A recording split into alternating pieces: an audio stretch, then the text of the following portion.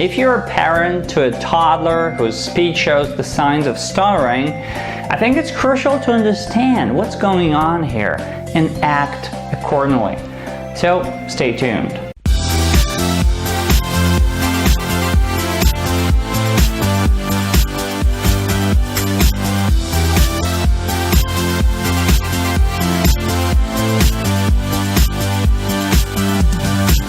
Age between 1 and 3, which is the toddler's age, is the period of the most active development of speech, where a child goes from first words to sentences. So 2.5, 3 years, that's when oftentimes stuttering begins. If your kid occasionally repeats words like the dog, the dog, the dog, or she, and then goes on with the phrase, it's widely regarded as being okay at this age. This may happen because a toddler already knows what to say and rushes to say it, but the speaking mechanism is not yet ready to match it. There's usually no problem with this as the child's speaking toolkit develops and catches up a bit later. But if your child repeats sounds, not words, especially the first consonants like sh, sh, sh, sh, sh, and you see muscle tension getting it out, then these are the signs of a real or true stuttering. It's much easier to prevent stuttering at this stage when the speaking patterns are evolving, when they're pretty flexible, than treat stuttering at a later stage when the patterns become highly automated.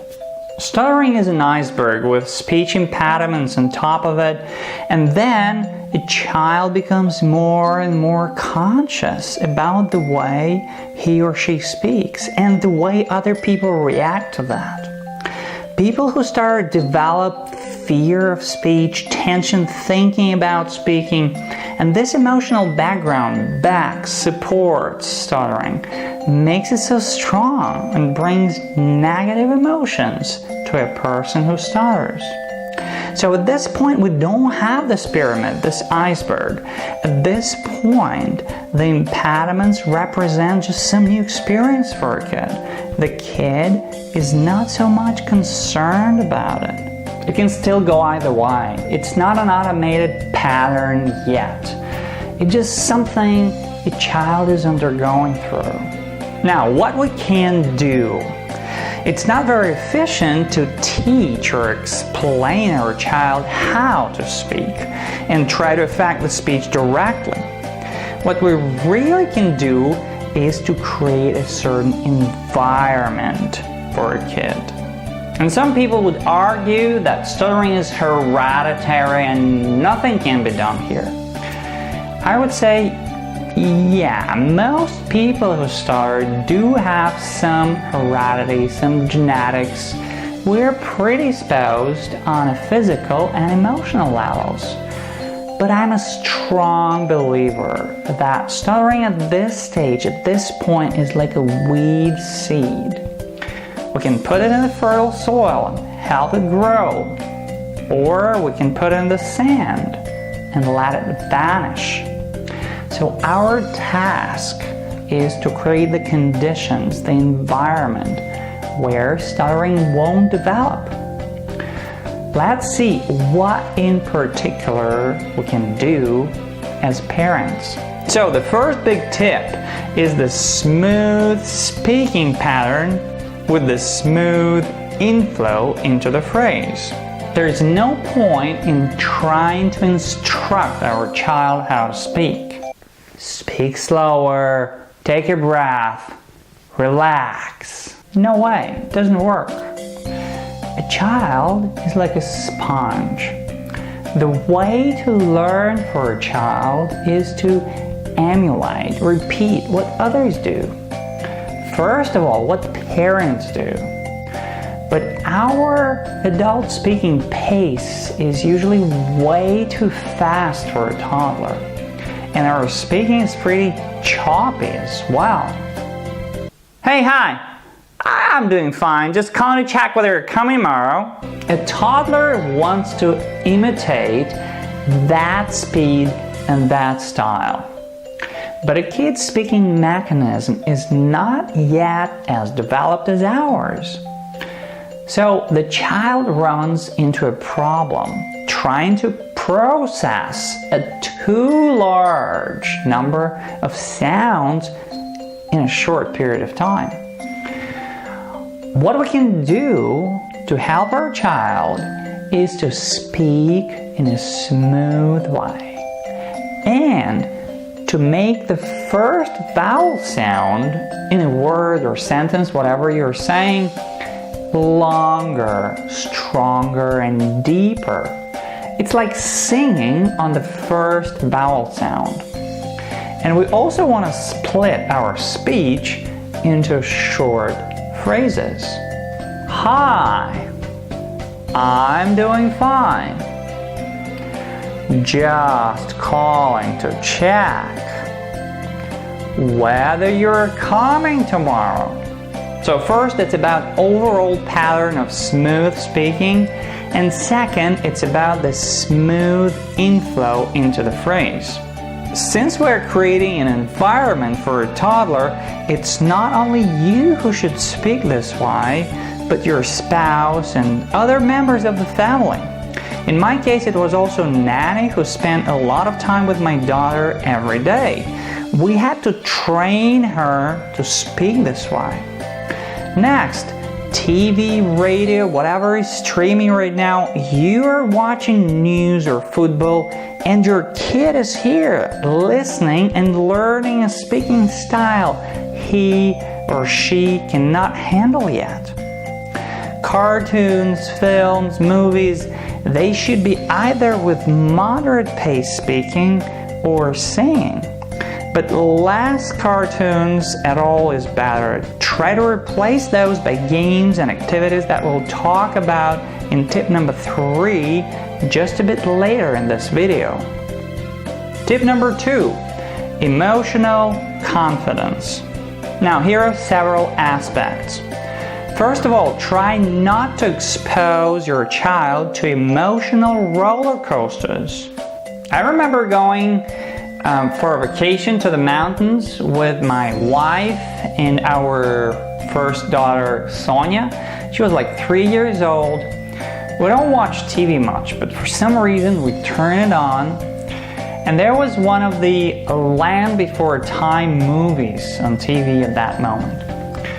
It's a film series about a small dinosaur called Littlefoot.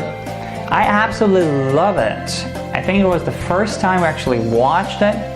And there was a scene in the movie where a huge crocodile or some horrible creature with red eyes was coming underwater towards Littlefoot. My daughter watching like this. And then it jumps out of water, aiming to bite Littlefoot. Littlefoot running back and forth, trying to escape. Sonia closes her eyes, shouting, "Turn it off! Turn it off!" We turn it off. Then after a minute or so, she says, "Turn it on, please." That night, she had a very bad sleep. We had a very bad sleep. She was waking up and crying because of nightmares. It can also be a good, strong emotion, like excitement. We want to make our child happy. We want to show him or her the world. So we take our toddler to the party, to some event or a trip, or we go to our friends for a weekend. And there are many kids, there is a lot of play there, and it's a new setting, maybe new people, a lot of action around. It can be fun, but it's a bit of a stress for a kid. And it can cause a very strong feeling of excitement. And this overexcitement sets not a very healthy background for speech development. Now, don't get me wrong, we don't want to put our toddler in some isolated room. We want our child to play with other kids and watch and listen and feel and experience different emotions. You just need to keep your eye on it and feel the boundaries of your child. Another thing is building up confidence of your child first, before putting your toddler in different speaking challenges. Come on, do it, you can. And our kid goes speaking or performing in front of the whole family, when we gather with all our relatives once or twice a year, or in front of a group of friends. In these cases, negative experiences get embossed in the child's memory. Don't push your toddler into doing something he or she is not ready for yet. Go to tip number 1 and tip number 3. They help build up confidence of your child, your kid's willingness and readiness to go for a challenge. Your child wants to know that you love him or her no matter what. If you really want to affect, influence, and lead the situation or development, you want to connect with your child, to know that you're in the same boat. When we notice a problem, it's so easy to fall into the teaching mode, instructing your child how to speak, which quickly sets up a wall between you and your kid. You don't want that. And we're all subject to stress. To some extent, most of us have seen or experienced those stressful situations in family, when our parents are arguing or undergoing stress at work or having issues in their relations. It all passes along to a child. So here, tip number 1 with smooth speaking really helps. It affects not only the way we speak, but our emotional state as well. If you're angry or embarrassed, you cannot shout or argue this way. You quickly calm down. Speaking with that smooth inflow into the phrase makes you relax and connects you with yourself and your kid. Tip number 3, developing your kids' speaking skills. There is a lot of activities and games that can help a kid really like and enjoy speaking. They also facilitate the development of speaking skills and make it fun and stress-free. First of all, it's developing fine motor skills. If you Google, you'll find many videos and articles on this subject.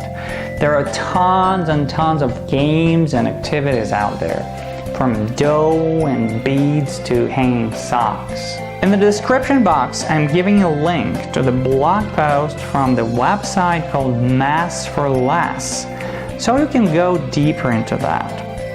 Again, there are many articles. That's just one I came across and I just liked it. You even don't have to buy games, to be honest. There are so many things that are just around us, like putting small toys in a row or putting them on a linear object so that they don't fall and you need to find balance there. Messing around with rice or beans, counting them, pouring them from one receptacle to the other with your hands, playing with shells, small stones, twigs. Kids find a way to develop their fine motor skills. It's just natural. We need to be careful. Our second daughter, Anne, was playing beans and I left her for some time and she somehow put a bean in her nose. So we had to go to the hospital to take it out. So we need to watch them playing with tiny parts. So developing the fine motor skills is very natural. It's mostly fun. It's a great way to connect with your child. And since there is a link between part of the brain that is responsible for speaking and our fine motor skills, you develop the speaking skills of your toddler this way, even without much speaking. Another thing on our list is gross motor skills and physical activities. Just Google and you'll find myriads of games and activities to develop your kids' gross motor skills for your inspiration. And I noticed that kids love most the games that you invent on the fly.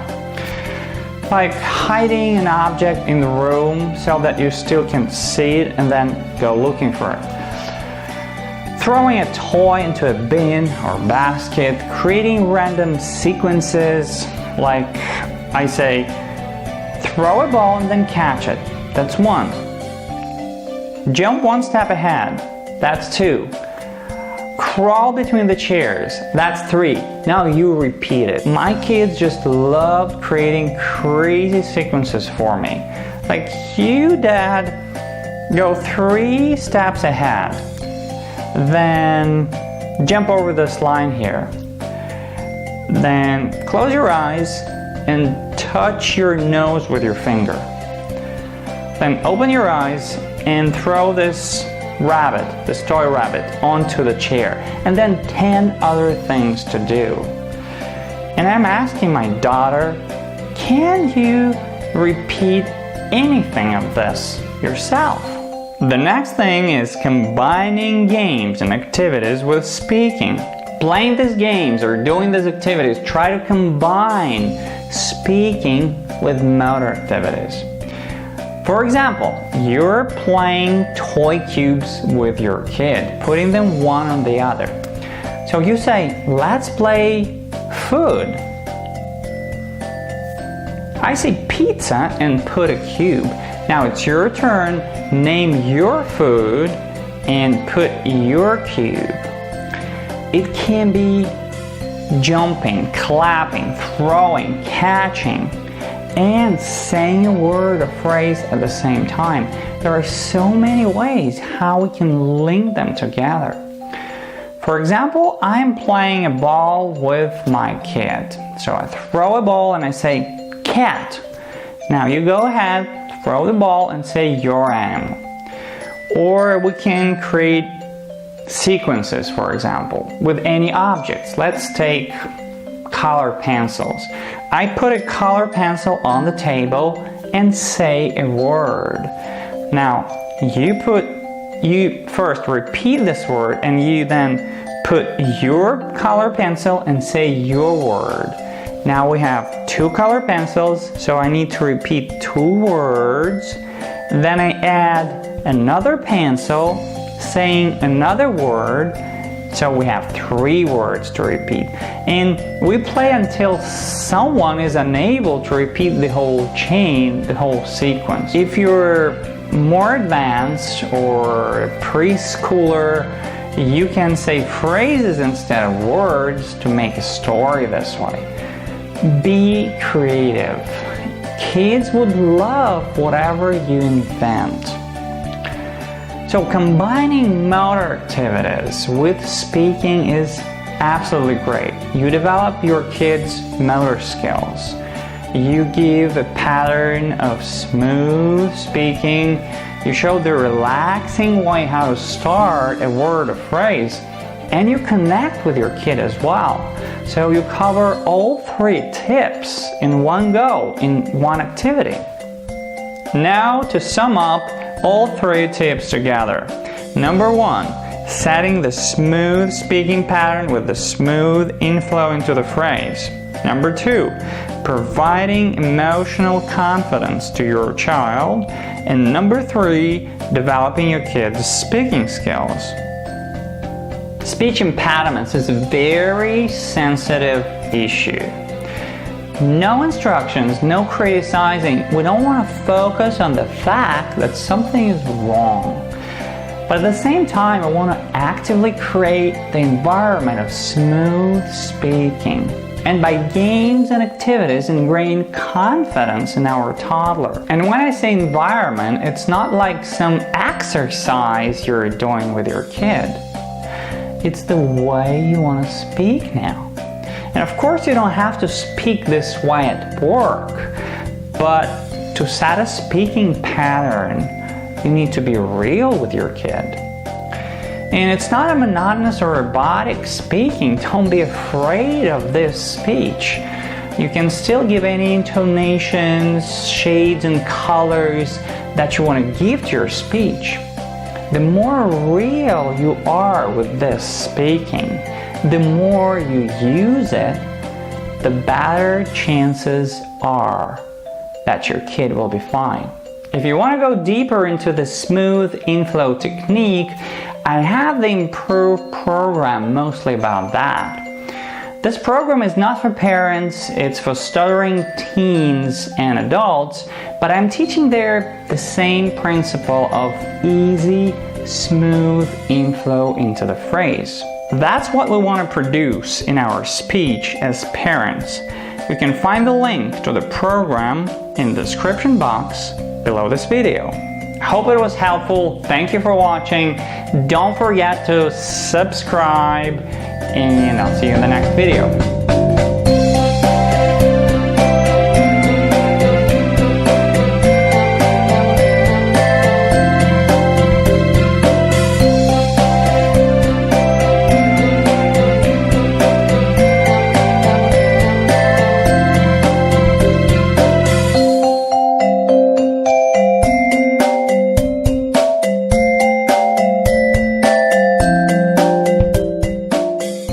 Again, Google and you'll find myriads of games and activities to develop and some people would argue that stuttering is hereditary and nothing can help here. I would say